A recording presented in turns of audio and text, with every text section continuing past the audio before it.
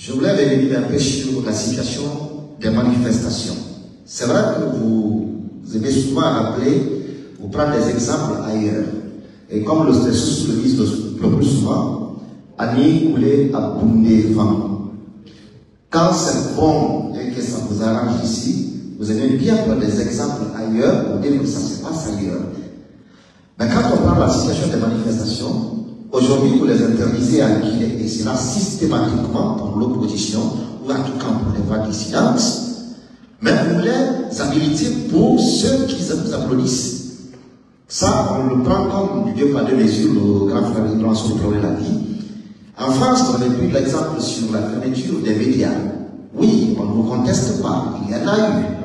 Mais en France, il y a encore des manifestations qui se tiennent et qui sont des manifestations qu'on peut considérer comme pas avec le pouvoir en place. Mais c'est habilité, ça passe. Pourquoi vous ne prenez pas de tels exemples pour dire que nous aussi nous allons habiliter les manifestations dans notre pays? Et l'autre question sur la manifestation, qu'est-ce que vous faites concrètement pour éviter des violences lors des manifestations? Est-ce que vous avez proposé ou vous proposez aux organisateurs des manifestations des rencontres préparatoires des manifestations sans violence dans notre pays? Ça, c'est une question. Et l'autre question, je vais repartir aux États-Unis. Vous dites également là que la Guinée n'est pas le seul pays qui soit concerné par la situation. Tout le monde le sait, c'est sur les réseaux sociaux, c'est partout. Mais qu'est-ce que la Guinée était en train de faire pour éviter quand même qu'il y ait de l'injustice qui s'abatte sur ses citoyens? Parce qu'on a entendu le ministre des Affaires étrangères dire et quiconque rapatrie un de mes citoyens, je vais rapatrier un de tes citoyens. Alors, il y a aujourd'hui 1897 Guinéens qui sont menacés. Est-ce que les autorités guinéennes sont-elles en train aujourd'hui de travailler dans le sens de savoir ceux qui sont menacés? Sont-elles des personnes, sont-ils des citoyens en conflit avec la loi ou pas, pour ne pas craindre qu'il y ait de l'injustice sur vos citoyens? Je vous remercie. Merci beaucoup. Je vais aller sur le deuxième sujet avant de répondre. D'abord, quand on expulse quelqu'un, dans la procédure, il ne suffit pas de ramasser un citoyen dans la rue, dire que c'est un Guinéen, hop, on prend l'avion, il décolle. Pour qu'un avion atterrisse en Guinée, je donne des autorisations, tant que ministre des Transports, quel qu'il soit. Pour que je donne des autorisations, il y a un certain nombre d'exigences que nous faisons. Donc ce contrôle-là n'est pas obligé de dire ici ce qu'on fait, mais les affaires étrangères, pour donner le droit même de dire, ils doivent nous apporter un certain nombre d'éléments. Les Guinéens sont ramenés ici quotidiennement. Si vous ne savez pas, toutes les semaines, on nous ramène des Guinéens qui vivent en Europe, qui vivent partout. Nous les recevons parce que nous sommes convaincus par les éléments fournis de la justesse de la décision, conformément aux lois du pays qui expulse. Si aux États-Unis, on vous dit que si vous êtes là illégal, vous n'avez pas le droit de travailler sur votre sol, si on vous prend en train de faire du travail, et qu'on apporte la preuve que vous étiez en train de faire du travail clairement, et que pour ça vous recevez un salaire, et que la conséquence de ça c'est l'expulsion, qu'est-ce que vous voulez qu'on fasse? On doit juste vérifier que la personne a violé les dispositions du pays d'accueil. Toutes ces informations-là sont réunies avant même que l'avion ne bouge des États-Unis. Il y a un certain nombre de choses. Quand je dis que c'était tous les pays qui étaient concernés, c'est que chaque pays regarde quand même la conformité de la décision par rapport à son pays, au pays de départ. Et quand c'est conforme, qu'est-ce que vous pouvez faire? La Guinée aussi expulse des citoyens. Il y a des gens qu'on expulse ici et qui sont disputés entre les pays. Hein. Le plus récent, c'était un jeune belge, je crois, un belgo-marocain qui était là et qui devait être expulsé, où chaque pays revendiquait le droit de le faire. Finalement, la décision a été prise de le ramener dans... Voilà, donc il y a toujours des Guinéens la Guinée qui expulse aussi certains citoyens, et puis d'autres pays nous ramènent des concitoyens. Devant ça, nous n'avons pas d'armes pour dire non. Lorsque les droits de nos concitoyens sont violés, oui, nous faisons des observations claires là-dessus et des revendications lorsque c'est nécessaire pour le porter aussi. Le gouvernement guinéen protège ses citoyens, et tu les protèges dans le cadre de tes lois et des lois du pays d'accueil. Pas le faire. Maintenant, si on devait faire une expulsion, tu m'as expulsé, je t'expulse, et qu'on ne regarde pas les lois, je ne crois même pas qu'on a 1800 Américains ici, sauf si on prend les binationaux parmi les gens à expulser, on n'a pas 1800 Américains en Guinée. Et donc, voilà la réalité aussi de la chose. Si on voulait faire cette équation-là, elle marcherait. Il va falloir expulser un Américain pour 10 Guinéens qui reviennent. Non, ce n'est pas l'objectif. Mais les Américains aussi ont eu à être expulsés, sauf que ce n'est pas médiatique. Lorsque les gens viennent commettre des infractions ici, qu'ils soient américains ou japonais ou polonais, lorsqu'ils ont purgé la peine en Guinée, on les expulse dans leur pays. On n'attend pas. Quand j'ai parlé de ce belgo-marocain, c'était dans ce cadre-là. Il est venu, il a commis des crimes ici, a été jugé, condamné par nos tribunaux. Lorsqu'il a fini sa peine, on l'a ramené dans son pays. Il faut dire que tous les pays appliquent le même principe. Il ne faut pas faire croire que nous, on est là, tout le monde vient. Récemment, quand on a ramené dans un pays voisin les concitoyens, c'est parce qu'ils vivaient en infraction dans notre pays. Ce n'était pas parce qu'on était contre leurs citoyens, c'était parce qu'ils étaient en infraction sur notre territoire, sur ça, et ça a donné le droit de les ramener. Cela a alimenté une certaine presse il n'y a pas longtemps. Maintenant, quand je donne des exemples, je suis allé en France, mais j'aurais pu vous dire à côté le Sénégal, que tout le monde cite comme un modèle de démocratie. Aujourd'hui, la presse, l'environnement de la presse est en plein questionnement par rapport à sa responsabilité dans la société.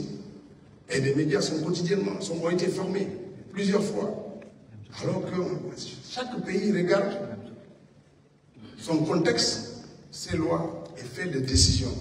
La comparaison pour aller jusqu'en France, mais j'aurais pu dire à côté, hein, ce n'est pas un abus. Quant à la manifestation, moi je vais vous dire, vous dites que les manifestations sont interdites, d'accord. Et pour savoir si c'est interdit, il faut quand même un responsable. Qui organise les manifestations sur l'axe? Depuis les 10 dernières manifestations appelées, qui les organise? Vous ne savez pas. On voit des tracts circuler où il n'y a personne qui signe pour dire manifestation demain sur toute l'ensemble du territoire national. Personne ne signe. On prend les logos des partis politiques et des organisations sociales, on dit c'est là. Personne ne signe. Pour les questions de manifestation, j'en connais un bout. Mais on allait faire des déclarations, écrire des demandes, les signer et obtenir un refus. En ce moment, il y a un bras de fer qui s'engageait. Mais les auteurs de la manifestation étaient connus. Ceux qui appelaient la manifestation, on partait à la mairie, on déposait les demandes. Je vais vous dire qu'en France, quotidiennement, les manifestations sont interdites. Il y a des groupuscules en France, on ne les tolère pas. Quand les extrémistes veulent faire des manifestations, c'est interdit systématiquement parce que ça met en cause la cohésion sociale. Ce n'est pas toutes les manifestations, mais il y a plein de manifestations aux États-Unis, en France, partout dans le monde, que les autorités n'autorisent pas. Parce qu'elles peuvent remettre en cause la stabilité, la paix et la cohésion sociale. C'est très important de comprendre le contexte là. Ce n'est pas toutes les manifestations, quand je veux, je me lève, je manifeste. Attention, ça veut dire que c'est encadré par la loi. À la fin de l'année là, nos concitoyens de la France ont voulu manifester à la place de la République à Paris. Ils ont eu un refus. Nous, on est dans les fêtes de fin d'année, on ne veut pas que vous manifestez. Ouais. C'était clair. Ça ne veut pas dire que là-bas, ils ne sont pas levés pour dire vous nous interdisez, on manifeste quand même. Ici, on ne veut même pas saisir une autorité. On veut rester sur les réseaux sociaux, on va circuler un message qu'il y a manifestation demain. Tu ne connais ni l'auteur, ni l'objectif. Personne ne signe. Et après, on dit que c'est interdit. D'abord, pour être interdit, il faut que quelqu'un nous adresse une demande. Après, on va lui dire non, c'est refusé à monsieur tel de manifester. Donc, je pense que c'est ça qu'il faut, dans l'équilibre aussi du traitement de l'information, il faut éviter de dire qu'on interdit à Paul le Pierre, parce qu'il n'y a pas de demandeur. Jusqu'à preuve du contraire, tout ce qui circule sur Internet, là, pour appeler à des manifestations, n'a ni signature, ni auteur. C'est juste des logos et sous la forme d'un tract qui est diffusé. Maintenant, si quelqu'un revendique ça, il signe. Parce que de toute façon, il n'y aura pas la guillotine après, hein, pour dire j'ai signé et puis après tu vas dire non. Tu t'assures. Et on peut assumer en disant non. Voilà les raisons. Parce que quand l'État refuse, il le motive. La manifestation, ce n'est pas parce qu'on dit que c'est un droit, qu'il n'est pas encadré par la loi et n'a pas besoin de l'autorisation de l'État. L'État doit autoriser. Ça veut dire quand on nous demande et qu'on pense que le contexte et les circonstances ne sont pas bonnes, on l'interdit et on s'assume. Mais ce qui est clair, c'est qu'on sait pertinemment que les manifestations à caractère politique ont toujours été des sources de violence. C'est vrai. Après, qu'est-ce qu'on fait pour que ça ne vienne pas? Premièrement, on a essayé d'encadrer, on a essayé de parler, mais je ne parle même pas du jour de manifestation. J'ai dit ici un exemple. Je ne sais pas où vous vivez à Conakry, mais quand on dit demain il y a manifestation sur le Prince, à partir d'aujourd'hui, les gens commencent à souffrir. À partir d'aujourd'hui, les gens commencent à souffrir. La nuit, en rentrant du travail, etc., etc. Vous pensez que ça, c'est l'exercice d'une liberté? Donc l'État est présent, l'État prendra les dispositions pour que toutes les libertés puissent s'exercer, et c'est le sens du message du chef d'État. Toutes les libertés, ça veut dire que ceux qui manifestent doivent respecter ceux qui ne manifestent pas, et cela doit se faire dans un cadre légal qui protège chacun d'entre nous. Ma première question, c'est au niveau national. Nous savons qu'il y a des élections qui pointent à l'horizon, même si toutes ne sont pas organisées cette année, d'après ce que vous devez dire. Et nous avons vu également plusieurs partis politiques organiser leur congrès ces derniers temps pour le renouvellement de notre instance. Ma question est de savoir quel va être le sort de ceux qui ne se seraient pas prêtés à cet exercice à l'occasion des prochaines consultations électorales. La deuxième question, c'est au niveau international. Nous avons également suivi avec beaucoup d'attention la situation qui prévaut présentement entre la République démocratique du Congo et le Rwanda. Je souhaiterais connaître la position du gouvernement guinéen, le cas du gouvernement guinéen, vu le développement de la coopération qui, j'espère, est au fixe entre la Guinée et le Rwanda.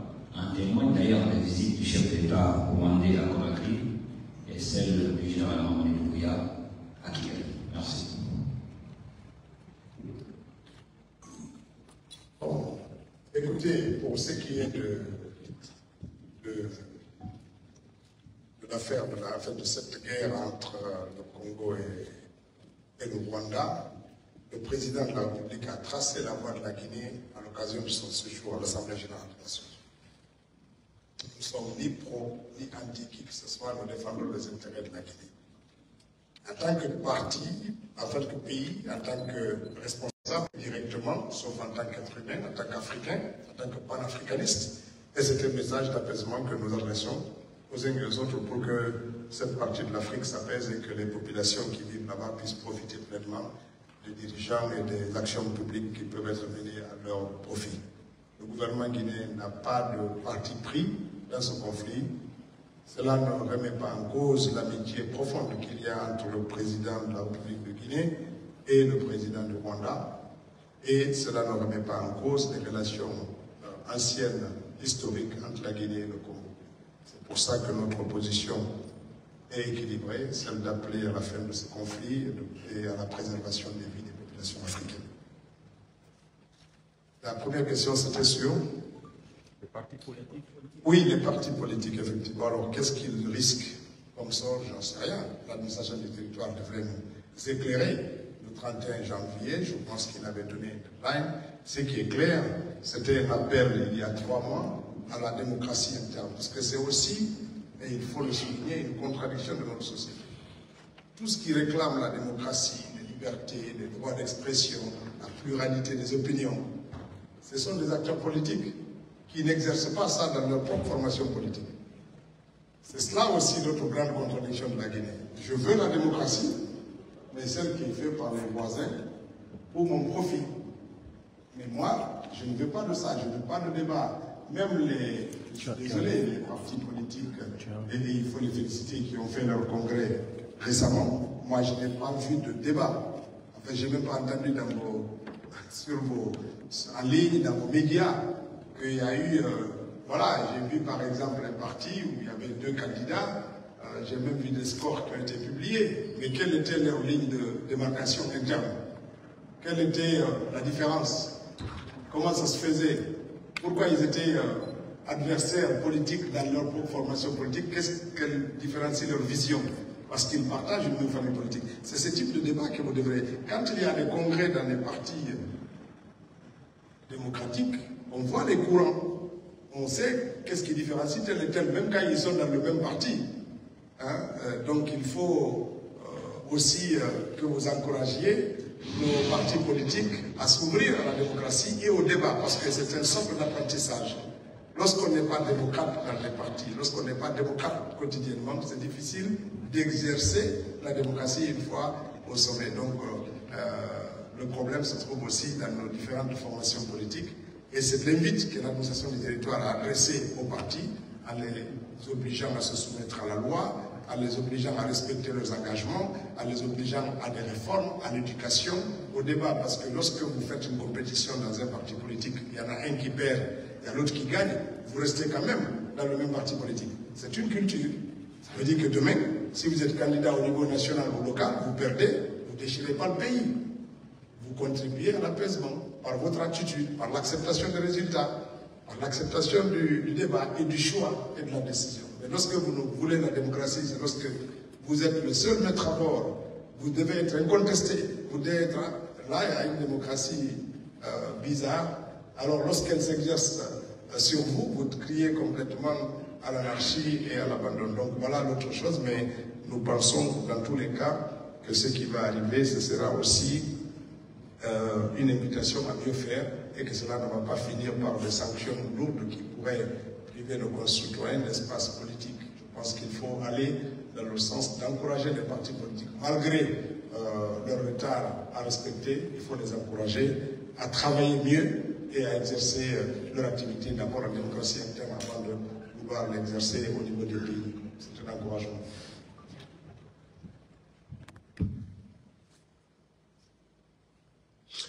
Bonjour Monsieur le Ministre, Boubacar Bani Diallo, Afrique Guinée. J'ai des questions. Avant-hier, on a suivi le Premier ministre à la télévision nationale décréter la fin de l'impunité vis-à-vis de ces responsables politiques qui appellent au coup d'État.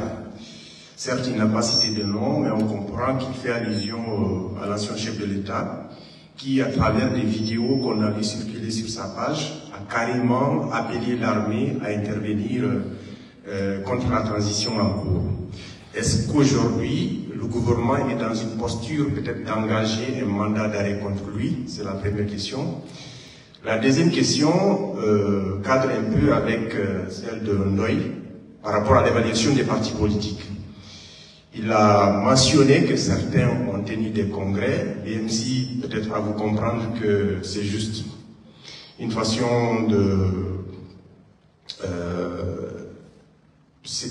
on a vu des scores un peu à la soviétique. Et pour le cas de l'UFDG, dont vous réclamez, le parti n'a pas encore tenu de congrès. Le 31 décembre, enfin janvier, c'est dans 3 jours. Est-ce qu'aujourd'hui, vous craignez une suspension, une sanction quelconque contre l'UFDG? Merci.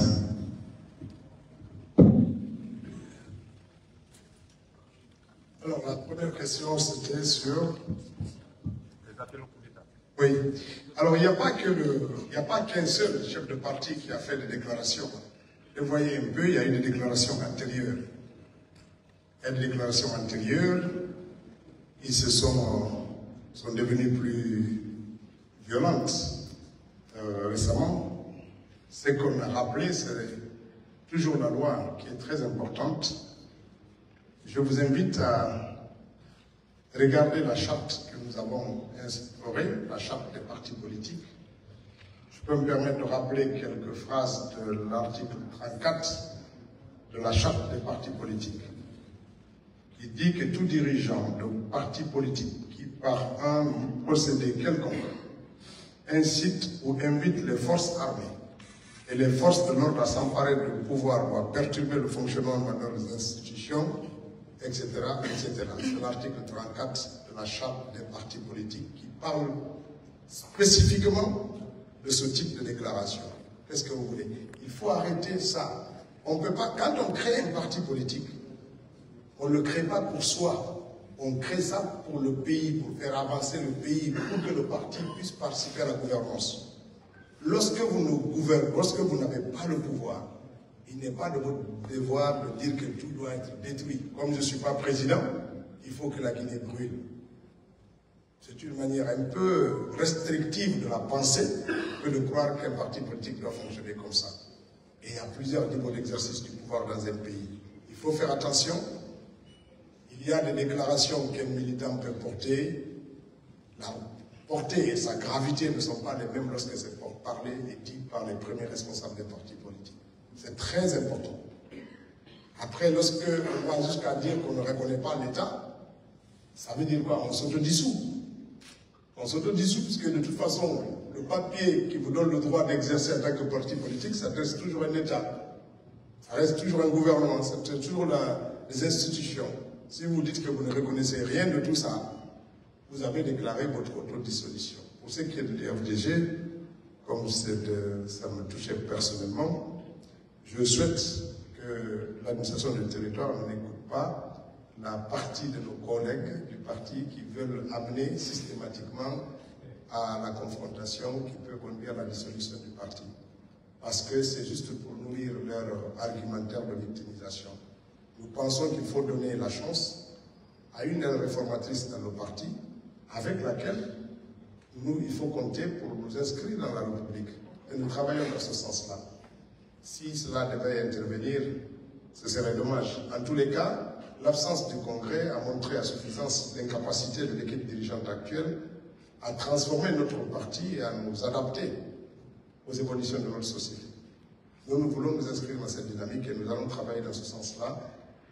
Les gens avec lesquels vous allez nous entendre très prochainement, parce que contrairement à certains partis politiques, à l'UFDG, ce n'est pas au président de convoquer le Congrès, c'est à la direction nationale.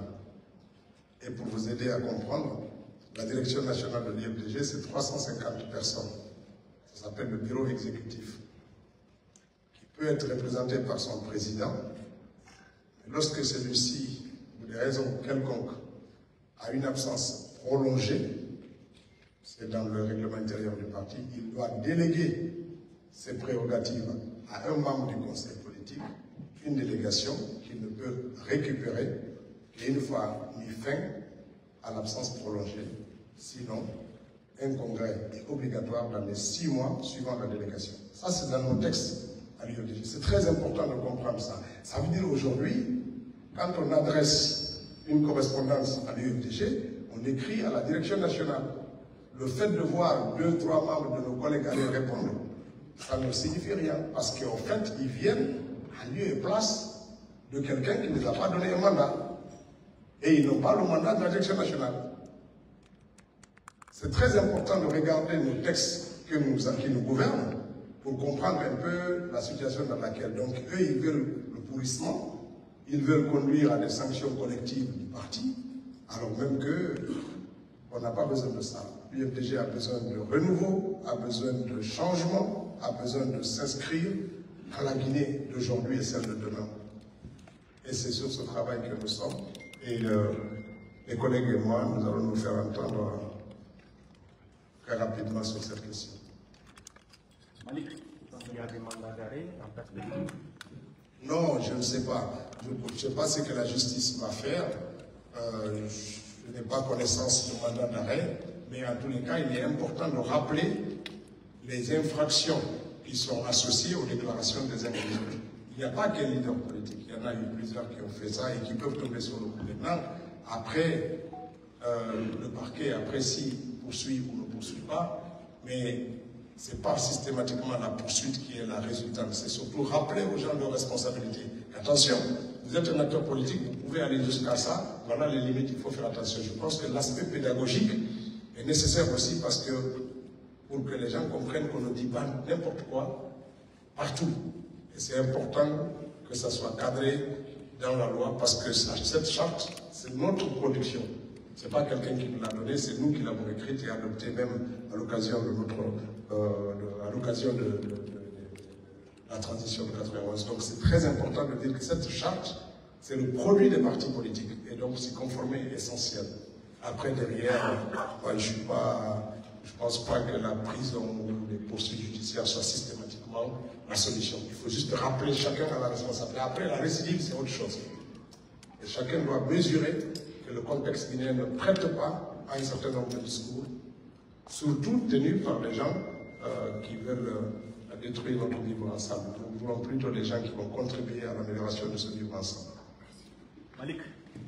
Bonsoir à tous, Malik Diakité, France 24. Monsieur le ministre, qu'est-ce qui fâche les autorités guinéennes dans le dernier rapport des Nations Unies, publié le 10 décembre janvier, sur la transition guinéenne? Merci. Bon, d'abord sur la forme. Le rapport là, c'est un pré-rapport.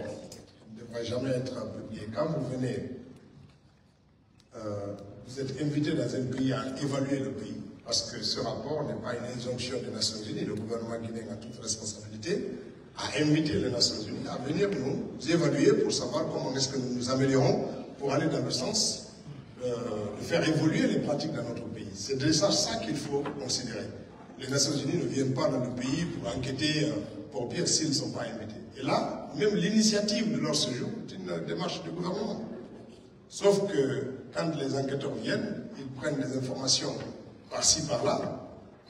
La bonne pratique voudrait que quand ils ont fini leur rapport, le pré-rapport est envoyé à la personne enquêtée pour que s'il y a besoin d'éclaircissement, de complément d'information, de justification de telle ou telle incompréhension, qu'il le fasse. Et ensuite, il y a un rapport consolidé qui est fait, est remis au mandataire et rendu public. Mais là, nous avons eu le sentiment que c'est un brouillon qui a été diffusé, qui n'a pas été ni transmis au gouvernement, ni mis encore sous la signature du mandataire qui est les Nations Unies. Donc ça, c'est déjà un problème sur la forme. Après, sur le fond, il y a beaucoup de choses qui sont dites dans ce pré-rapport et qui ne sont pas du tout, qui ne prennent pas en compte plusieurs problématiques. La Guinée, c'est un pays en construction. Nous sommes engagés dans une refondation ambitieuse pour bâtir un État et des institutions fortes. Ça, c'est très important à noter. Alors effectivement, lorsqu'on ne prend pas en compte tout ce contexte et qu'on dit, par exemple, sur le cadre du dialogue, qu'il n'y a pas eu de dialogue, nous sommes quand même en Guinée. Il y a eu des dialogues plusieurs fois. On peut dire qu'il y a eu un dialogue qui n'a pas connu la participation de telle ou telle entité, mais dire qu'il n'y a pas eu de dialogue, c'est quand même un problème. Le dialogue, c'est pas parce que 2 ou 3 sont absents qu'il est nul. On peut dire exactement ce qui s'est produit. Donc, ce rapport nous laisse un peu sur notre faim et questionne les autorités sur la démarche de ceux qui sont rendus auteurs de ce type de diffusion d'informations. Nous avons le sentiment que c'est pour jeter le discrédit sur le pays et les institutions de la Guinée. Néanmoins, nous restons convaincus que les éclaircissements pourront être apportés et que les corrections ou les questions qui sont suscitées par ce rapport vont être suffisamment éclairées pour que cela soit pris en compte. Chaque année, notre pays s'efforce, et cette année, il en a fait l'exercice pour participer aux enquêtes annuelles des Nations Unies sur les droits humains, notamment. Le ministre de la Justice vient d'envoyer le rapport guinéen. Je suis aussi associé Jean Genève. Donc nous travaillons pour améliorer les choses dans notre pays, nous travaillons pour nous conformer aux exigences de nos lois dans notre pays, etc. etc. Nous n'avons pas ni la vocation ni la volonté d'être en défiance par rapport aux bonnes pratiques d'exercice de liberté et de droit. Nous voulons que cela soit vu comme ça, en invitant les Nations Unies. Nous étions dans une démarche transparente de dire voilà ce que nous faisons. Est-ce qu'on peut faire mieux? Voilà ce qui marche, voilà ce qui ne marche pas. Et donc c'est dans cette démarche que le gouvernement guinéen s'inscrit et nous continuons à travailler dans ce sens parce qu'au final les bénéficiaires ce sont nos populations.